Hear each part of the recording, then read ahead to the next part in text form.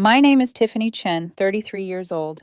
The first thing people notice about my family is how loud we are when Marcus starts talking. The second thing they notice is how quiet I get. That night, we were at our father's favorite restaurant, a high-ceilinged room filled with glass chandeliers and the clinking of wine glasses. Marcus stood at the head of the table like a conquering general. He had that same rehearsed smile he always wore when he knew the room belonged to him. I wanted you all here tonight, he announced, because Martex Logistics has officially entered acquisition talks. 3 firms. Valuation between $850 million and $1.1 billion. The room erupted in applause. My mother wiped her eyes with a napkin. Dad beamed as if Marcus had personally restored the family name. I smiled politely, cutting my salmon into small, careful pieces. It was déjà vu, really like watching a rerun of a show I already knew the ending to. 14 years ago, at Dad's retirement dinner, Marcus had done the same thing. Only then he was just starting out 27 years old, running a 3-truck operation and desperate for validation. I was 19, still in college, naive enough to think my opinion mattered. When Dad asked what I thought of Marcus's pricing model, I'd said something about cash reserves and fuel volatility. Marcus laughed, cut me off mid-sentence, called me Econ girl, and told me real business was more complicated than classroom theories. Everyone had laughed with him. Tonight, they laughed again, just in a more expensive room. I glanced around the table. The same expressions, just older faces.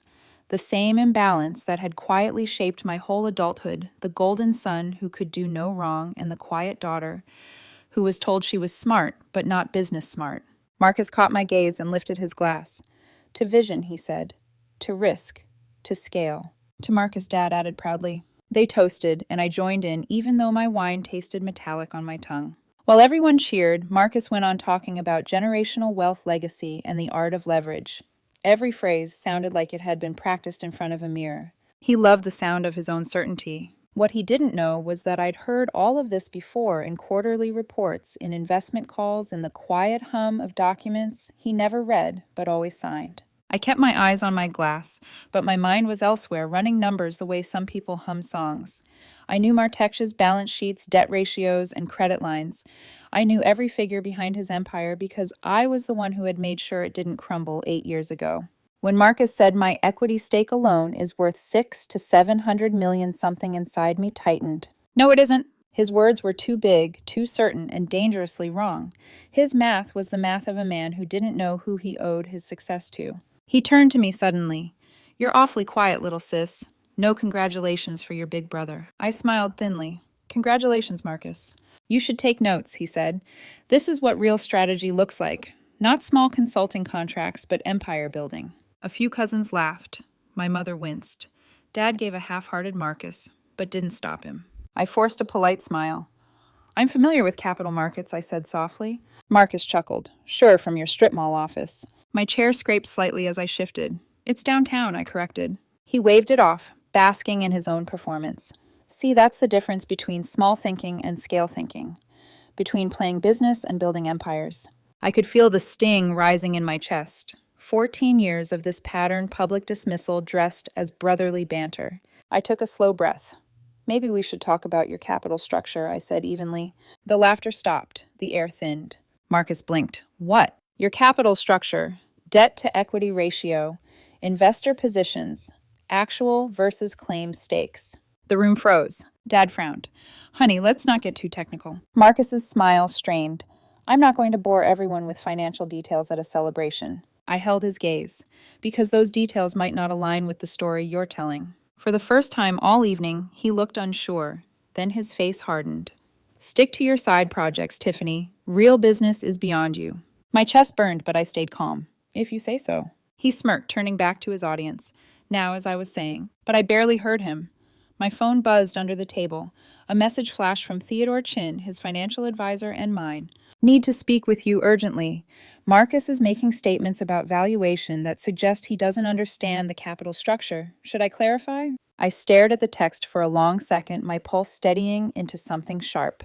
Clarify, no, not yet. I looked up at my brother, laughing, gesturing drunk on admiration.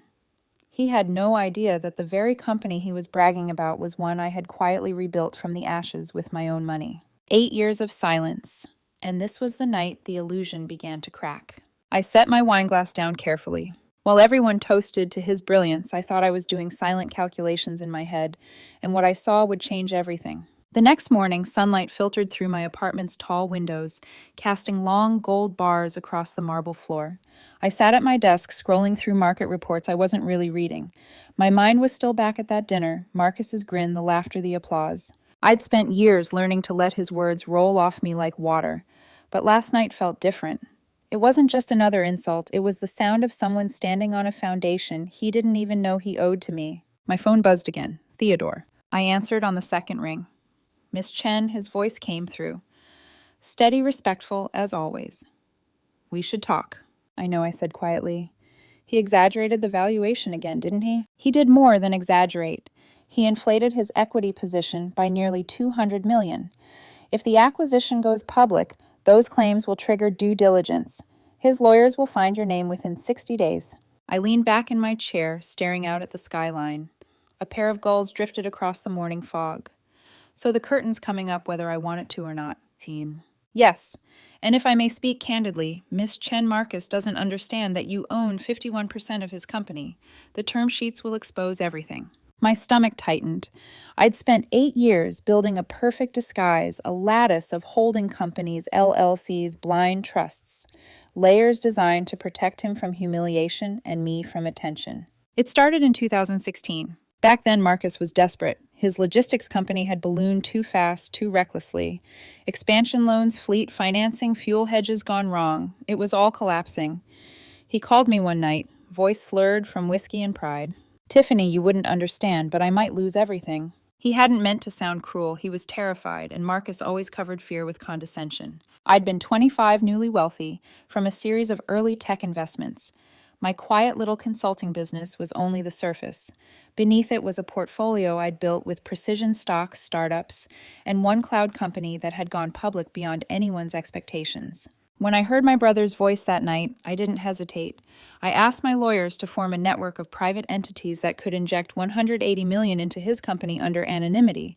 The deal was structured so he'd never see my name.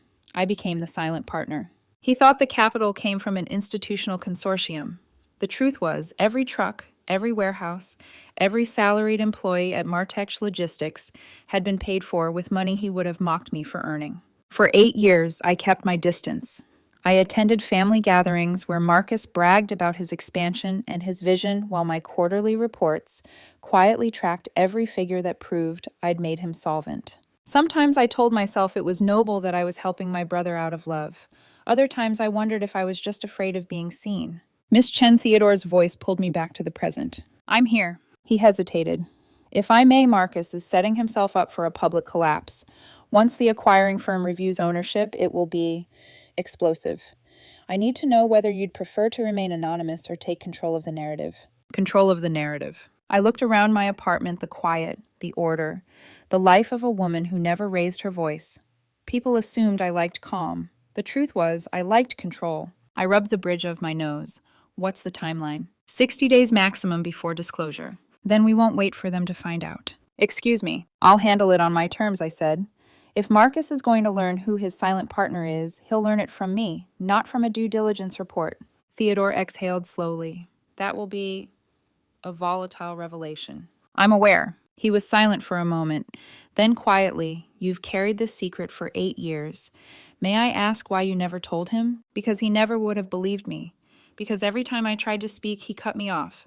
Because our father told me to be the peacemaker, and I mistook silence for peace. But I didn't say any of that. I just said it wasn't time. And now it is? Yes, I whispered. Now it is. I hung up, then opened my private investment dashboard. Martech Logistics sat at the top of my holdings, a long column of green growth. I hovered the cursor over the account and remembered the night I'd wired the first transfer. Marcus had texted me the next day. Got the investment. You were right. Someone out there believes in me. I won't let them down. He never knew that someone was me. I closed my laptop and sat back staring at the ceiling. All this time, I'd let him think he was self-made. I told myself it was mercy that it protected his pride. But now watching him boast about $1 billion valuation built on my quiet capital, it didn't feel merciful anymore. It felt complicit. That night, I poured myself a glass of wine and read through the old partnership agreement. Clause 9b. Silent partner reserves right to execute withdrawal of capital under fair market value with or without cause. Without cause. That phrase pulsed in my mind like a heartbeat. I could walk away at any time, force him to confront the truth not out of cruelty, but clarity. Still, my hand trembled slightly as I set the glass down. For all my logic, Marcus wasn't just a business partner. He was my brother, the boy who'd once fixed my bike chain, who used to sneak extra dumplings onto my plate when Mom wasn't looking. The memory softened me for half a second, then vanished, replaced by the echo of his voice from last night. Stick to your side projects, Tiffany. Real business is beyond you. I looked at the contract again at that one line granting me the power to end his illusion. I picked up my phone and called Theodore back. "Prepare the withdrawal documents," I said. "We're done hiding." There was a pause, then a quiet reply. "Understood, Miss Chen." I ended the call and stared out the window at the city lights flickering on, one by one. Somewhere across town, Marcus was probably celebrating again, surrounded by people who believed every inflated word. He didn't know yet that his silent partner had just stopped being silent. The man who told me I didn't understand real business was about to learn who'd been running his show from behind the curtain. 2 days after the dinner, my office was unnervingly quiet. Even the hum of the air conditioner felt louder than usual. On my desk lay a printed copy of the withdrawal notice, signed and sealed. One sheet of paper capable of detonating 8 years of silence. I stared at it for a long time before I picked it up. The letterhead looked sterile black ink legal font, my full name spelled out. It didn't look like vengeance. It looked like closure. Theodore arrived exactly on time as always. Dark suit, calm eyes, a leather briefcase that probably carried more secrets than a courtroom. "Morning, Miss Chen." "Morning." I gestured toward the folder. "It's ready." He sat down, folding his hands neatly on the desk. "May I ask if you're entirely certain?" "That question usually means you think I shouldn't be." He smiled faintly. "You're not wrong." I took a deep breath. "Theodore, how many times have you heard him talk about me?" "Many," he said carefully. "And in all those times, has he ever spoken of me with respect?" He hesitated. "No." "Then this isn't punishment. It's correction." He studied me for a long moment. "You've been remarkably patient." "Patience," I said softly, "was never the problem. Visibility was." For years, I'd convinced myself that invisibility was protection, that anonymity gave me freedom. But the truth was, it also gave everyone else permission to pretend I didn't matter. I leaned back in my chair, eyes tracing the skyline beyond the window. The city was waking up cranes, cutting the horizon, sunlight, glinting off glass towers, some of them built with money I'd invested. No one ever knew. That was how I liked it, until now. Theodore Thurfer said quietly, "Send the letter first thing Monday morning." He nodded, but his voice softened. "You know what this means. Once the notice is filed, Marcus will be legally obligated to respond within 7 days. He'll know a majority partner is pulling out. He'll demand to know who, and when he finds out, I know. It will change your family forever." I looked down at my hands, still steady. Families change all the time. Sometimes they just take longer to admit it. He didn't argue. He simply gathered the documents, slid them into his briefcase, and stood. "I'll have confirmation by noon." After he left, I sat alone, listening to the sound of his footsteps fading down the hallway. For the first time in years, I felt exposed. But not in a way that frightened me. It was like stepping into sunlight after living underground. That night I couldn't sleep. My mind kept replaying moments I'd buried. Flashback, 2016. Marcus sitting on my balcony chain-smoking while pretending not to cry. "I just need a few months, Tiffany. The banks don't get the vision. I can fix this if someone just gives me breathing room." I'd told him I believed in him. I did. Back then, I wanted nothing more than to see him succeed. So I'd written a check that could have bought 10 lives worth of peace. When the transfer cleared, I remember feeling powerful, almost divine, the silent architect behind a resurrection. But over time, that feeling curdled. Every dismissive laugh, every consulting is cute. Every dinner where he used my achievements as punchlines, all of it chipped away at what had once been love. I wasn't his sister anymore. I was an audience he performed superiority for. Around 2 a.m. I made tea and sat by the window, the city stretching out beneath me in soft electric blue. I thought about Marcus's expression when he'd bragged at dinner, the pride in his voice, the way our parents' eyes had glowed with admiration. He'd spent a lifetime performing competence. I'd spent a lifetime quietly supplying it. The balance was wrong, and I was done maintaining it. I opened my laptop and pulled up my portfolio dashboard again. Every investment was thriving. I didn't need this money, but what I needed, what I'd been craving, was recognition. Not from the world, maybe, but from him. And maybe from myself. Theodore's warning echoed in my head. Are you prepared for the fallout? I was, or at least I told myself I was. I saved a new note in my private journal. Monday morning withdraw. Not revenge, revelation. Monday came crisp and still. I arrived early to the office, earlier than my staff.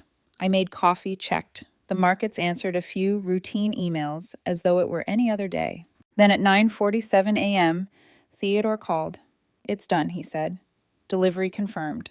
I looked out the window and watched a line of buses crawl through the intersection below.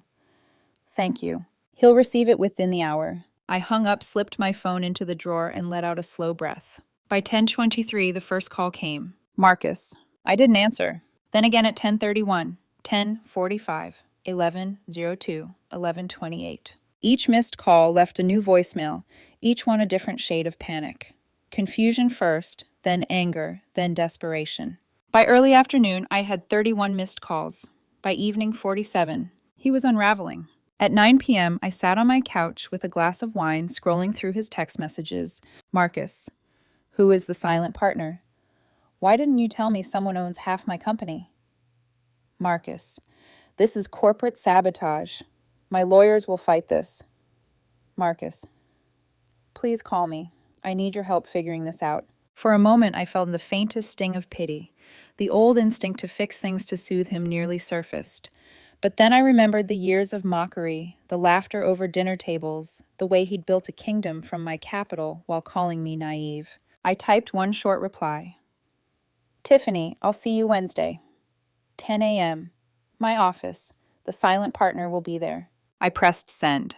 For a moment, I just stared at the message thread, his frantic blue bubbles, and my single line of calm. It looked like balance. Finally. I set my phone down, exhaled, and whispered to the quiet room. He's about to meet the person who saved him, and the person who stopped hiding. I wasn't destroying his empire. I was just removing the mask I'd been forced to wear for 8 long years. The next 48 hours were a blur of messages, legal calls, and sleepless nights. By Tuesday morning, my phone was a battlefield, 47 missed calls, 12 voicemails, and a string of text messages that swung wildly from fury to pleading. Marcus. I need to know who the hell this investor is. Marcus. They can't just pull out without warning. That's illegal. Marcus. Tiffany, please. If you know something, call me. This is serious. Marcus. If this deal falls through, I'm ruined. The word ruined hit me harder than I expected. I had spent so long rehearsing indifference that compassion now felt like weakness. At 8:15 a.m., I sat at my desk, the city still waking outside. Theodore was already on the other end of the line. He's called me 3 times since sunrise, Theodore said. He's in full panic mode. He's demanding a meeting with the silent partner. Did you tell him when I asked? Wednesday, 10 o'clock, at your office. Good. I took a slow sip of coffee. He'll walk into that room expecting to see an investor in a tailored suit, not his little sister. Theodore's tone softened. You're calm. I've been preparing for this conversation for 8 years. He hesitated. May I ask something personal? Go ahead. When you invested in his company back then, did you ever imagine it would come to this? I looked out the window. Below, the morning rain had begun to fall in thin silver sheets, washing the city clean. No, I said quietly. Back then, I thought saving him would fix everything between us. I thought he'd finally see me as an equal, but I was just funding my own invisibility. Theodore didn't respond for a moment. Then perhaps this is overdue.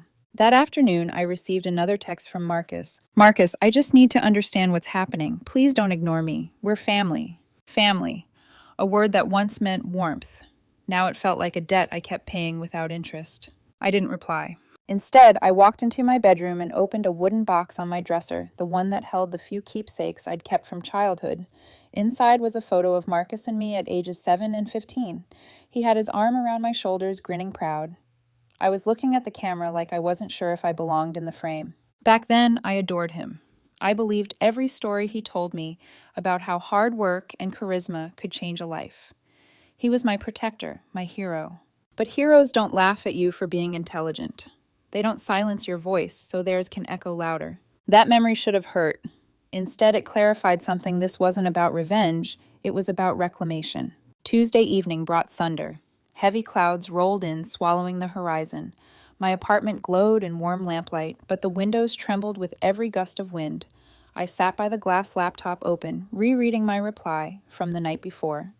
See you Wednesday at 10 a.m. The message had been read, but Marcus hadn't responded. The silence was louder than all his previous calls combined. At 9:42 p.m., Theodore texted, "Theodore, he's confirmed the meeting. He'll arrive with legal counsel. Be prepared." I smiled faintly. Prepared didn't begin to describe it. For years, I'd walked into family dinners, knowing the script Marcus boasts, everyone applauds, Tiffany smiles. Tomorrow, that script ends. I closed the laptop and stared at the rain streaking down the window. My reflection flickered in the glass half-light, half-shadow.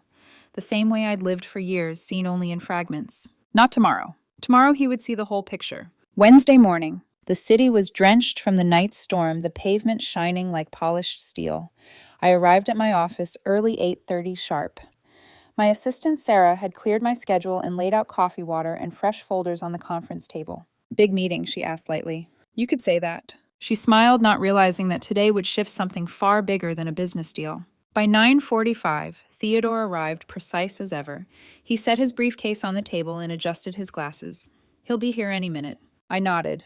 My pulse was steady, my hands unshaking. But under the surface, something fierce coiled, a mixture of dread and liberation. At 9:58, a black Mercedes pulled into the lot. Through the blinds, I watched Marcus step out. Navy suit, expensive tie, his posture still that of a man who believed the world owed him obedience. His lawyer trailed behind, carrying a tablet. They entered the building, their footsteps echoing down the corridor. Sarah greeted them with her usual warmth. "Mr. Chen." "Miss Chen will see you now." Marcus frowned. "My sister." "Yes," she said politely. "Conference room straight ahead." He looked momentarily puzzled, then followed her down the hall. I stood by the window, back turned, watching the pale daylight shift across the skyline. When the door opened, I heard his voice behind me, confused, hesitant. "Tiffany, what are you doing here? Where's the silent partner?" I turned slowly. "Right here," I said. The words landed like a thunderclap. His lawyer froze. Theodore stayed silent. Marcus blinked twice, processing. Then he laughed short and sharp like a man refusing to believe a joke's punchline. "Very funny. Seriously, where is he?" "Where is?" I met his eyes. "Sit down, Marcus. We have business to discuss." His laughter died. He looked from me to Theodore, then back. No, this can't." I slid a folder across the table. 8 years ago, you accepted a $180 million capital infusion to save Martech Logistics. That money came from me. The room fell silent, except for the faint hum of the rain against the windows. Every expansion you brag about, every fleet upgrade, every facility, my investment made that possible. I've owned 51% of your company since 2016. His face went pale. "That's impossible." "Look at the documents," Theodore said quietly. Marcus grabbed the folder, scanning the papers with trembling hands. His lawyer leaned over his shoulder, eyes widening as he read. This signature chain leads to me," I finished. Marcus's breathing quickened. You don't have that kind of money. You run a tiny consulting firm, which is what you were meant to think." He stared at me as if seeing me for the first time in his life. "Why? Why would you hide this from me?" "Because if you'd known," I said evenly, "you never would have accepted my help." His lips parted, but no words came out. For once, Marcus Chen, master of speeches, was speechless. He wanted to meet his silent partner. He didn't know he'd been eating Sunday dinners with her all along. For a moment, time seemed to hold its breath. Marcus sat motionless in the leather chair across from me, the papers trembling slightly in his hand. His lawyer's pen slipped and rolled off the table, clicking against the floor, a small, sharp sound in the silence between us. He looked up slowly, eyes bloodshot disbelief flickering into anger. "You're lying." I didn't flinch. "No, Marcus. I've just been quiet." His jaw worked. "You can't, Tiffany. This isn't how any of this works. He turned to Theodore, his voice cracking. "Tell her she's out of her mind." Theodore's expression stayed composed. "Mr. Chen, the documentation is authentic. Miss Chen's entities hold controlling interest under the 2016 restructuring agreement. I've verified every signature, every transfer." Marcus's lawyer adjusted his glasses, voice low but firm. "It checks out, Marcus. The LLC structure leads back to her. She owns 51%. Marcus pushed back from the table as if the documents might burn him. You set me up. No, I said quietly. I saved you. He blinked. Saved me. 8 years ago, when your company was weeks from bankruptcy, I was the one who wired the money that kept your doors open. You told your employees a group of investors stepped in. That was me. Marcus laughed too loud, too brittle. No, no, that's insane. You didn't have that kind of money. I tilted my head. Did you ever ask how I afforded my little office? Or did you assume I was just another failure who never aimed high enough? His mouth opened, but no sound came out. He was unraveling in slow motion, disbelief, bleeding into humiliation. I leaned forward, my tone measured, factual, surgical. I built a portfolio over 15 years, Marcus. Angel investments, early tech stakes. My first 10 million at 25, 300 by 30. When you called me that night begging for help, I already had the capital ready. He stared at me. You mean all this time, every meeting, every expansion I've been building on my foundation, I finished. Yes. He sank back, eyes distant. You let me brag about my empire while it was half yours. Half mine, I corrected. Mostly mine. You own 38% after debt conversions. You just never looked closely enough to see it. He let out a short, bitter laugh. So this was revenge. You waited until I was finally winning to humiliate me. No, I said, this is truth. The humiliation isn't mine to give. It's yours to recognize. For a long moment, he said nothing. The only sound was the faint hum of the rain outside and the soft tick of the wall clock between us. Then quieter. You could have told me. I looked at him, really looked. The same brother who used to fix my science projects in high school, who once promised to teach me how to ride a bike, who used to shield me from neighborhood bullies. The same brother who later told me over and over that I didn't understand real business. I tried, I said. Every time I gave advice, every time I warned you to slow down, you laughed. So I stopped talking. But I didn't stop helping. He rubbed a hand over his face. I can't. His voice cracked. I can't process this. Then don't yet, I said softly. Just listen. I slid another document across the table, a simple one-page summary Theodore had prepared. These are your options. You can buy out my position at fair market value, though you can't afford that. You can seek alternative financing, which will likely destroy your leverage. Or you can move forward with the acquisition. We negotiate as partners, transparently. He stared at the paper as if it might rearrange itself into something less devastating. His lawyer cleared his throat. Mr. Chen, option 3 is your best path. The others would crush you financially. Marcus didn't look at him. His eyes stayed locked on me. Why now? Because last week I said quietly, you told me to stick to my side projects. That real business was beyond me. He flinched. I'm tired of pretending you're right. For a moment, all the color drained from his face. Then he laughed again, this time without any humor. So that's it. You wanted to prove you're smarter than me. No, I said, my voice steady. I wanted you to see me. He looked away, blinking fast. You've been my ghost investor for 8 years. You could have ruined me at any moment. But I didn't, I said. I chose patience. I wanted you to grow into the man you always claimed to be. I wanted to believe you'd outgrow your arrogance. Marcus's lawyer shifted awkwardly, clearly aware he was sitting in the middle of a family implosion disguised as a board meeting. Finally, Marcus whispered, all those strategic ideas, the automation, the regional expansion, the software, the ones you told people were your own, I said, finishing for him.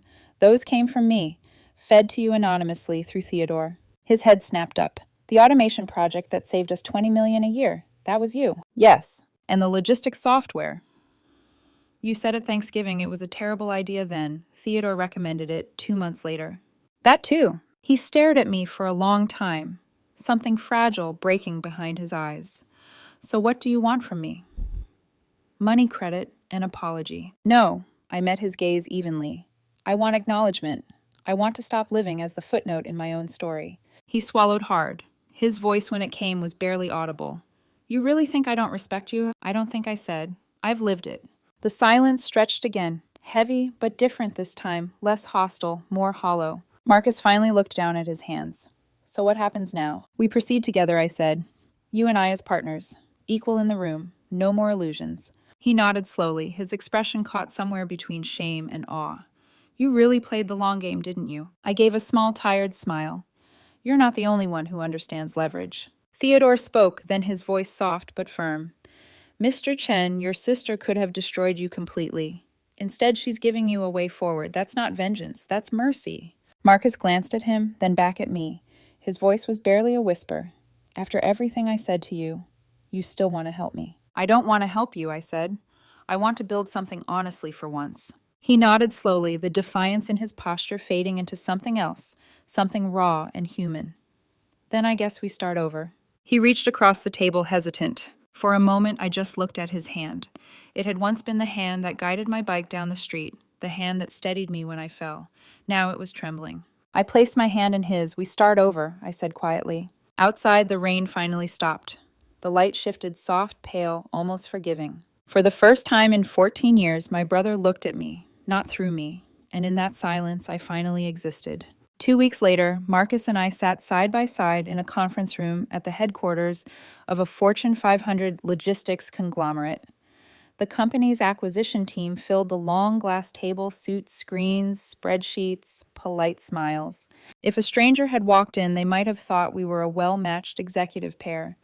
The confident older brother, with his trademark charm, and the quiet, composed sister reviewing financials with surgical focus. Only Theodore, sitting at the far end, knew the fault lines beneath the surface, years of unspoken resentment, layered under a fragile new truce. Marcus adjusted his tie, leaning toward me as the meeting began.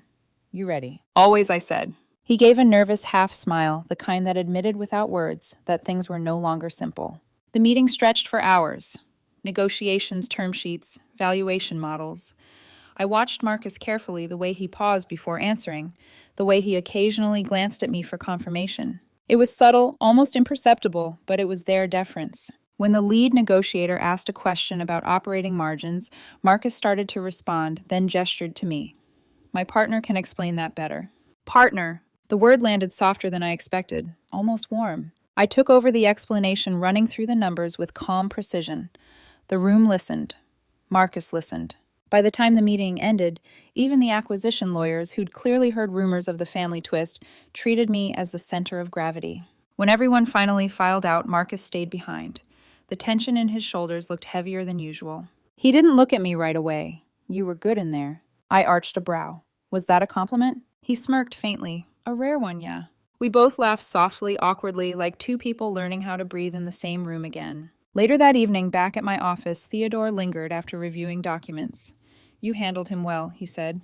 "I wasn't trying to handle him," I replied, "just to work with him." He studied me for a moment, his tone gentle. "You know you could have ended him completely. Forced a liquidation, taken every cent." I looked out at the twilight skyline. That was never the point. What was the point? "To stop being invisible," I said quietly. "To let him face the truth." Theodore nodded slowly. "Sometimes that's the harder kind of justice." By the end of that week, the family had found out. Of course they had.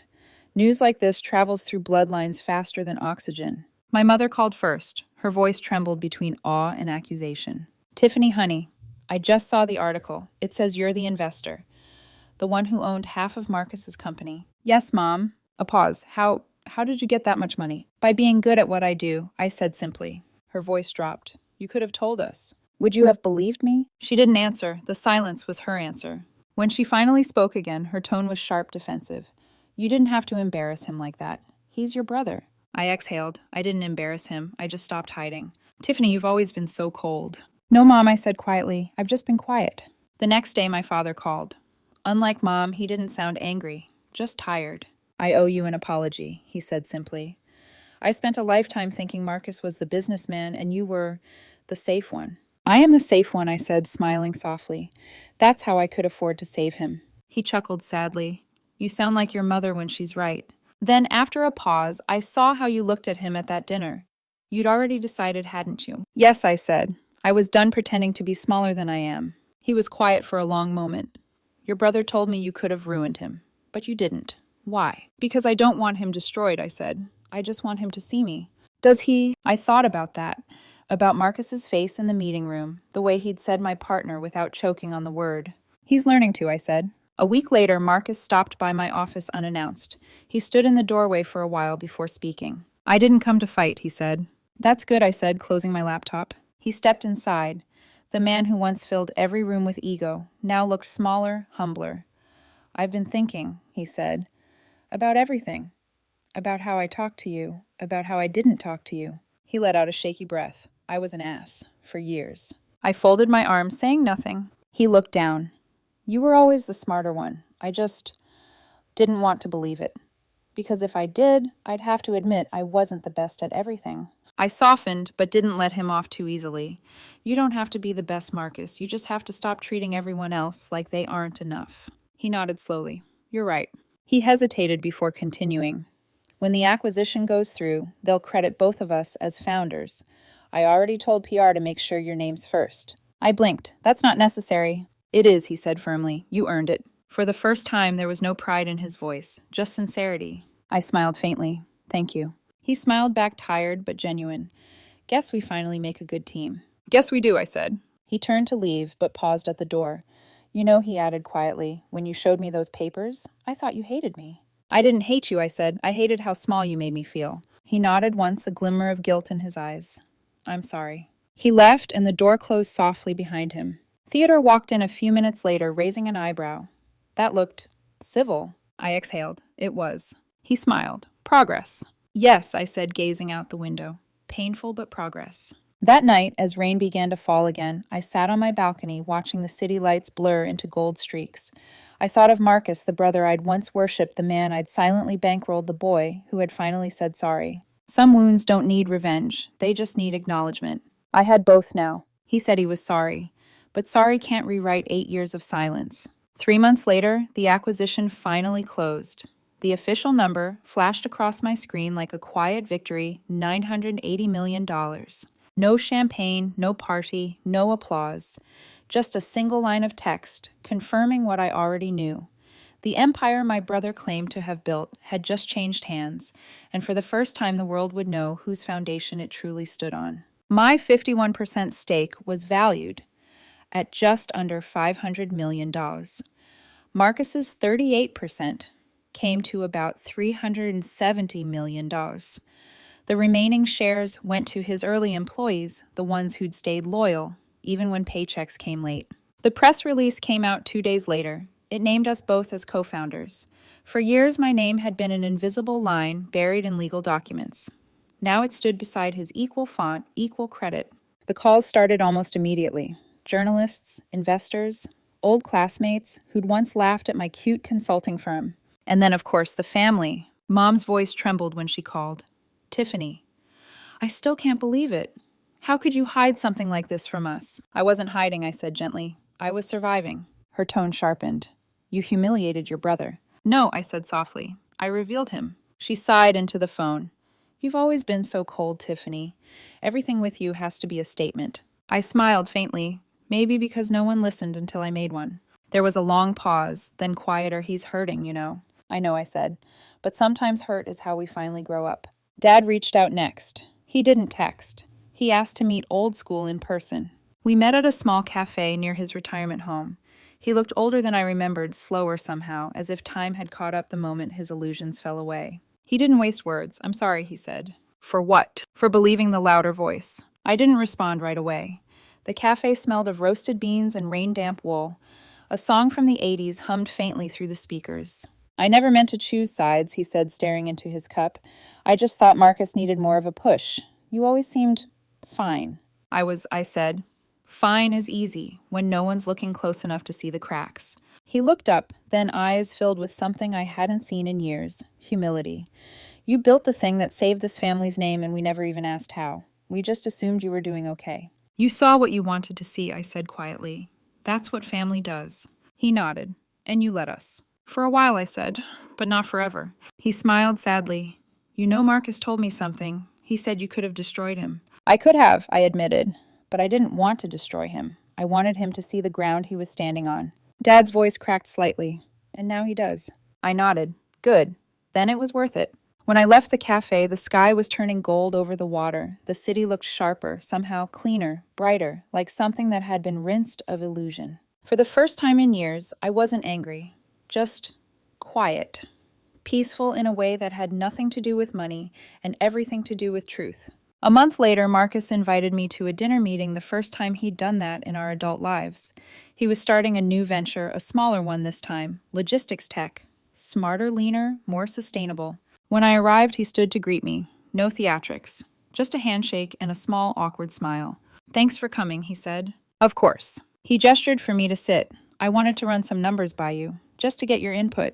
I blinked. My input. He grinned wryly. Yeah. You know the stuff I used to say you didn't understand. I laughed softly. You really have changed. Trying to, he said. You were right. About everything. It wasn't an apology exactly, but it didn't need to be. It was something quieter, realer. He hesitated before continuing. If I send you the proposal, will you take a look? I'll read it, I said, but this time as an equal. He nodded. That's all I want. And for the first time, I believed him. That night, I walked home through the city. I passed a billboard announcing the acquisition, Marcus and me side by side, smiling for the cameras. To everyone else, it was a story about success, about siblings rebuilding trust and legacy.